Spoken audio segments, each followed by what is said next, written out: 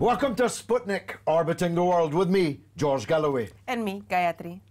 Most of the great things that were ever achieved in this country came from the labour movement. Trade unions in the workplace, labour in Parliament, and municipal power across the country.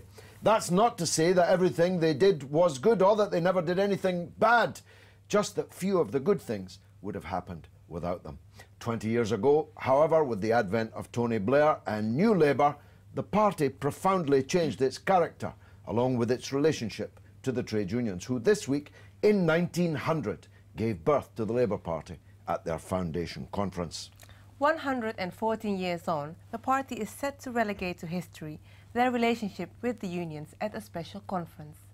Its platform, attitudes, policies and principles now bear little resemblance to what was set out in that foundation conference in 1900. And today we're asking the question, the Labour Party, what's left? Our guest to discuss this is one of the most important men in the most important unions in the country, my own union, Unite, which I joined on Christmas Eve 1973 as the Transport and General Workers Union. He's Andrew Murray. Andrew, welcome to Sputnik. Is it the end at this special conference of the relationship between organised labour and the party which bore their name? No, it's certainly a dramatic change, but it's not the end. After the special conference, all the most important or the largest trade unions in the country will remain affiliated to the Labour Party. That connection will still be there. There's going to be a difficult process of change over 5 years, 5-year period to 2020. At the end of that, will the landscape look different? Quite possibly. But as of now, I think all the major unions are still with the Labour Party, and in particular with the effort to get the present government out of office, which means inevitably, unavoidably, fighting for a Labour victory at next year's general election. Well, few of us have 2020 vision, but I mean, aren't the unions being treated like the embarrassing elderly relative drooling in the attic, kept away from visitors and polite company? There has been a lot of that since the start of New Labour, maybe even elements of it before. There isn't a golden age of the Union-Labour Party relationship. It's always been fractious, it's always been difficult. You'll remember very well from the 1970s how difficult that relationship got. Of course, it changed. Beer and sandwiches at Downing Street with Labour Prime Ministers, you can hardly imagine. No, you can't. Neither the beer nor the sandwiches nor the visitors. No, that is a piece of history, and I don't think that will come back. I hope Ed Miliband's Prime Minister after the next election. He doesn't look like a beer and sandwiches man, particularly to me, but the relationship will be changing. I think where we are with Ed Miliband is in a better place than where we were with Tony Blair, because Tony Blair had a really ingrained contempt for organised labour and ingrained contempt for many of the values of the party he came to leave, if not all of them. Just 2 days ago, Alistair Campbell was out at a public fundraiser for New Labour. Peter Mandelson is back on the creep, endorsing Ed Balls as one of the few men who understand the modern economy. And Tony Blair has been reinstated to an election position, albeit in the second tier, but nonetheless far from banished. And of course the shadow cabinet is still, notwithstanding recent changes, still dominated, or at least with a very substantial force of Blair New Labour types, holding in many cases Ed Miliband to hostage. Well, none of that is wrong, George, but I think there is a battle going on. Firstly, let's not ever think it was all radically different. I mean, right now there is a lively and not unjustified nostalgia for the 1945 Labour government that introduced a National Health Service, that maintained full employment, that nationalised many key industries. Yet you'll be well aware that that same government launched many colonial wars of aggression, took Britain into NATO, took Britain into the Korean War, which in the end undid its social programme. So even back then, in what is now regarded as a golden age of Labour, there was a battle going on between progressive and reactionary or more right-wing elements. Now, today, everything you say is right. On the other hand, one could say, well, Ed Miliband has said he will tackle energy prices, he will force house building, a big house building programme, he'll repeal the bedroom tax. It's the old question, which people say, is the glass half full or is it half empty? Which I always say isn't a Marxist approach to water in glass. The question is it filling up or draining away? And who can actually give a categorical answer to this? I don't think anyone could be certain, but there is an argument going on. I'm convinced that union voices are being heard in that. Public opinion, even the dimmest New Labour apparatchik, is vaguely aware that after the crash of 2008, the old model can't be brought back to life intact. They realise something has to be done differently. And these things will be resolved to some degree on the power of the contending forces. If the trade unions get their act together politically and industrially, rebuild their strength, that will be an important weight in the scales. And that's why Len McCluskey warned this week... The leader of Unite. Leader of Unite, the General Secretary of Unite, warned against any prospect of a Lib-Lab agreement after the next general election, if there's another hung parliament, because the presence of people like Clegg, the Orange Book, free market liberals, in alliance with some of those elements in the shadow cabinet that you rightly say have hardly broken from the neoliberal dogmas of the past, that, of course, would fatally compromise the best intentions of Ed Miliband and the Social Democrats in the Labour Party. When I attended my first Labour Party conference in 1974, we, the unions, had 80% of the voting power in that conference. We elected a National Executive Committee which had real power, was a real powerful organ in the party, and the unions were overwhelmingly decisive in those elections. They elected the treasurer, they elected the trade union section, and the constituency Labour parties were, of course, to the left of the unions in those days. When I entered Parliament in 1987 with my transport workers badge on, we were some 40 or 50 sponsored members of Parliament by the union. In fact, Labour leaders like Tony Blair scampered to join our group as trade union sponsored. That era is now completely gone. Now nobody wears a trade union badge in Parliament, I can assure you. And indeed the class composition of the Labour Party is overwhelmingly changed. When I entered Parliament, more than 100, maybe 150 MPs were what you could clearly say were blue-collar, working-class MPs. Now you'd be lucky to find 5 or 10. Indeed, the whole Falkirk imbroglio was about the need to get a working-class Labour MP into Parliament. I take your view that no one can predict the outcome of this next period, but you sound rather more confident about it than I. I'm resolved, I think, resolved to be in the struggle. Optimism of the will. That's my attitude towards this.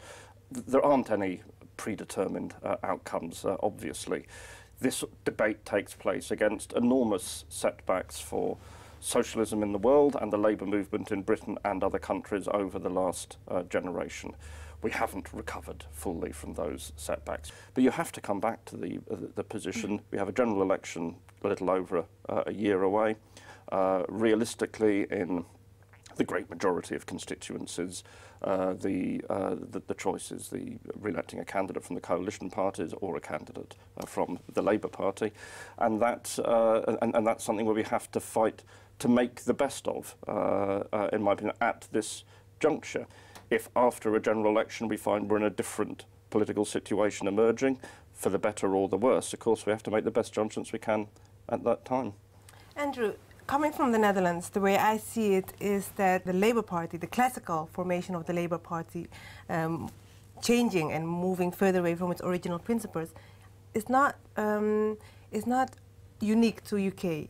It's throughout Europe. That's certainly the case. The problems we're discussing are international ones, certainly pan-European ones. The same factors that have impacted on the British Labour Party in a particularly lurid form are present generally. Of course, each country also has its own background. In some countries, France, Italy, there was powerful communist parties at one stage. I know there is a powerful left of Labour Party in the Netherlands with its own roots and Netherlands traditions. and Germany. But I still think Germany's a good example, no? Yeah, well, Germany, of course, is a unique, absolutely unique, that half the country, or a third of the country, used to be socialist. And that, of course, is where the main electoral base of Die Linke exists. That's not a situation we can recreate in Britain, when none of the country has ever been socialist. No, especially now with the system. So let's look at that. But I think the general issue, which is still reuniting the principles of socialism with the mass of working class political people through their organisations, that still remains the task. And if I say I think now there's still an argument to be had, a battle to be fought in the Labour Party, I don't at all set myself up to go to the Netherlands or to France or to Spain and say that they would make the same choice in their circumstances. There are differences. Andrew Murray, thanks for that. A good argument. We'll have to continue it. Let's hope we're both still here in 2020 with clear vision. Coming up after the break, we'll be looking at the breakup of the Ukraine, which looks increasingly likely following the Western-funded and backed coup which has taken place in Kiev. We'll be right back.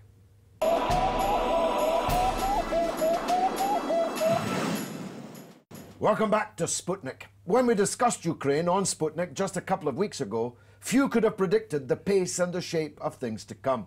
A fascist anti-Semitic squad of street fighters, as some are calling them, then scarcely seemed capable of overthrowing the government, binning the constitution, and beginning a process which may well lead to the dismemberment of their country. But they have.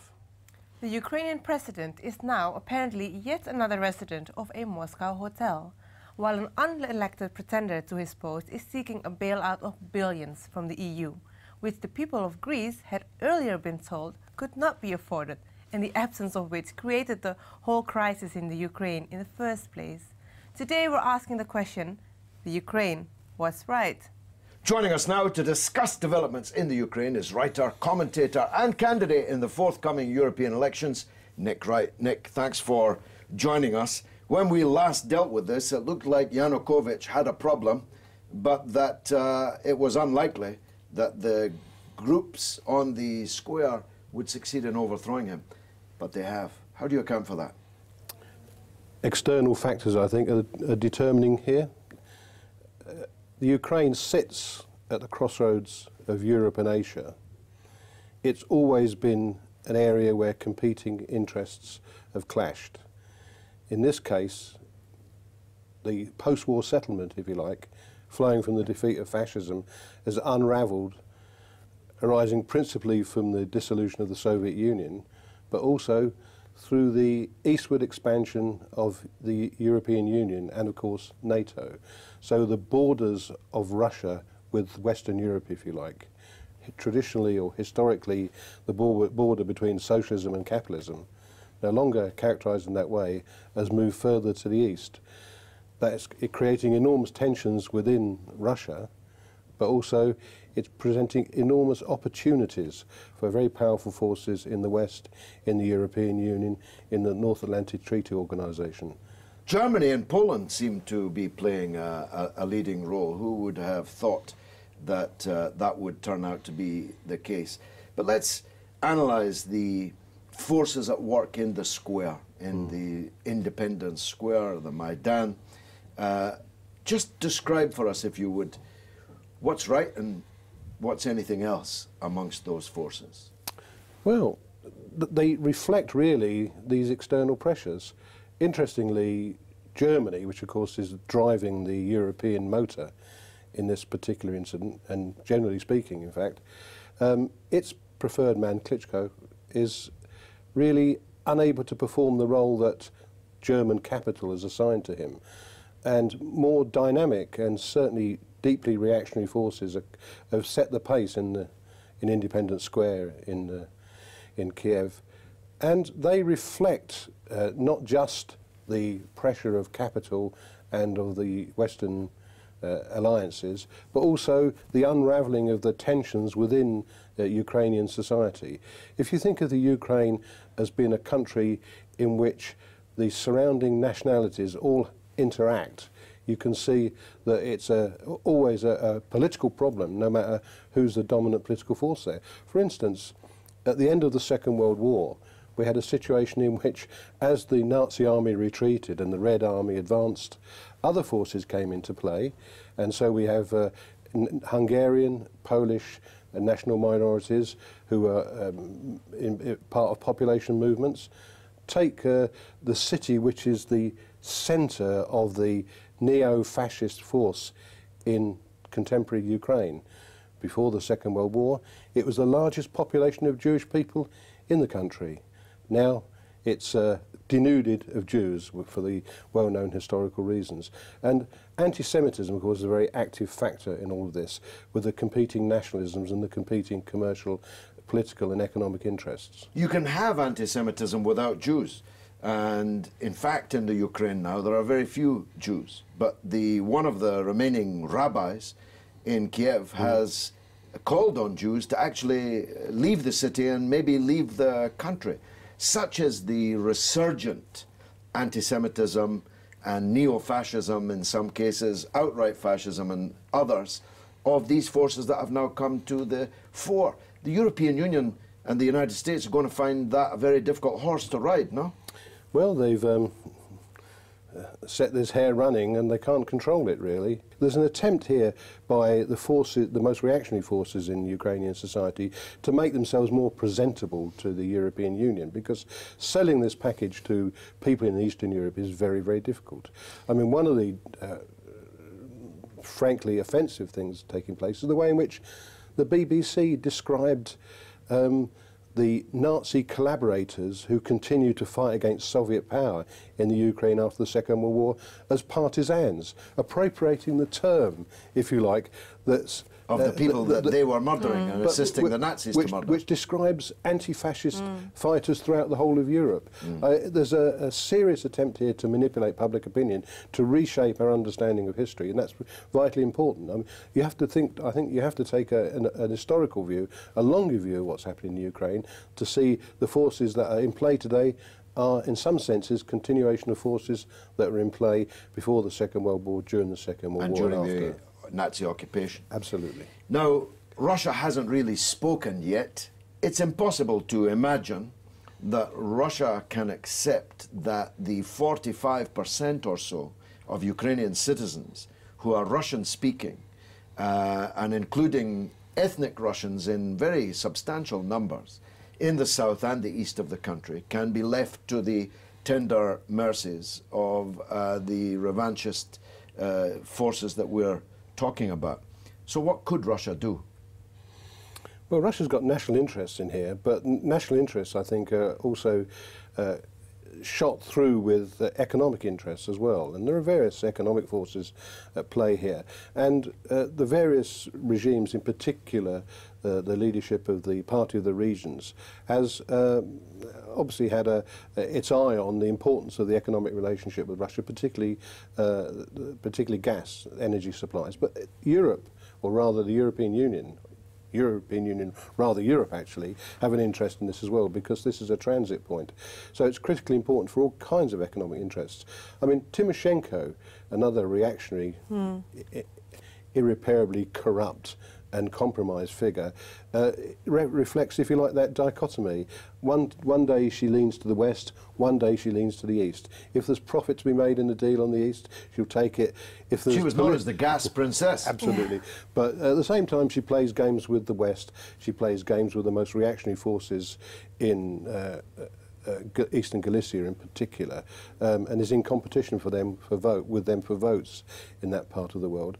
I suspect that all of the political formations, possibly with the exception of the Ukrainian Communist Party, are in a state of great flux at the moment, and we may well see some political realignments.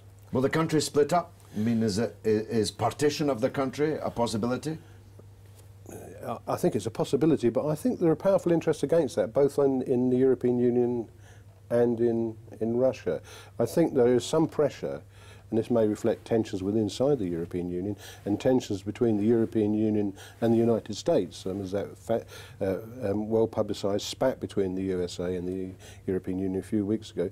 There are tensions there which may mean that people would prefer a federal solution to the national question in the Ukraine.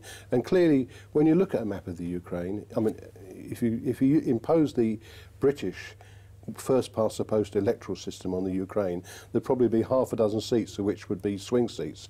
The rest are fairly clearly identified on one side or the other. But it's a very fragmented picture. You know, it's not east and west. It's there are national minorities, there are linguistic groups, there are economic interests. For instance, there's several dozen MPs elected in the last election who weren't on any of the party lists. They had a serious local base. So it's a much more complex political situation in the Ukraine than I think the simplistic analyses which are predominant in the media in Britain and Western Europe and the United States really allow for. But the president is now seemingly out of the country, and new government is being formed, but the people on the streets still don't seem very satisfied. Are they not just a bunch of hooligans? There's a very powerful hooligan element in there, that's absolutely true. But I think there's also one of the factors driving the movement on the streets is the deep revulsion right throughout Ukrainian society against corruption. And this is the inevitable consequence of the breakup of the Soviet Union and of the encroachment of foreign capital with particular interests, and also the way in which people were able, some very corrupt people and criminal people were able to aggregate enormous wealth. They've appropriated collective social public property. It's now private property, and with that comes the inevitable corruption, and with that political stresses and strains. But I think what's driving the street has been over the last few weeks has been the actions of the far right, who are particularly well organised and supported. Very interesting. And funded. And funded. Very interesting commentary in the Chinese press just the last couple of days, which pointed to the theatrical, orchestrated, visual nature of the protests in central Kiev, in which they had a kind of spectacle air about them. But for instance, you know, these flames. Every time the flames died down, somebody would put a bit more kerosene on them so that the cameras had a dramatic image. And I think we have to be very critical of the media in this country. I mean, Channel 4 News, which is probably one of the better news services in Britain, had some frankly appalling coverage from Matt Fry. Of course, he's got a big track record in Central Europe and Germany. You know, and I think we have to be very sensitive to what the different forces are at play here and how these are represented in the media. The political reality on the ground is more complex than it appears on the surface. Nick Wright, thanks for joining us My on pleasure. Sputnik. Now it's your turn to tell us what you think in the social media review. What's rattling, Gayatri? Labour Party, what's left? Someone under the name Theresa May says, left, right, when the light goes dark and they're all in the shadows, there's no difference. They are all literally in it together. What a wonderful tweet. That can't be the real Mrs. Theresa May. I don't think so either. But it's a wonderfully profound observation. Very cool. I must say Andrew is very sanguine about... I didn't want to embarrass him, but the unions are paying a huge sum of money, many millions of pounds every year, for clearly and clearly delineated diminishing returns. Anyway, go on. Wake Up UK says Labour brings nothing to the table except embarrassment. And this is exactly the line which was in The Guardian this past week about Tony Blair, of course. How Blair has gone from an icon to an embarrassment. Yeah. But Miliband doesn't seem able to shake him off. Another good one from Russell Bland saying, how about right Labour? Quite catchy, double meaning, yet only one is correct. They're right as in Tory right. I don't actually myself accept that. We will, of course, be discussing both the Conservative Party and the Liberal Democrats, for that matter, over the course of the next months, and no doubt that will become apparent. So, the Ukraine, what's right there?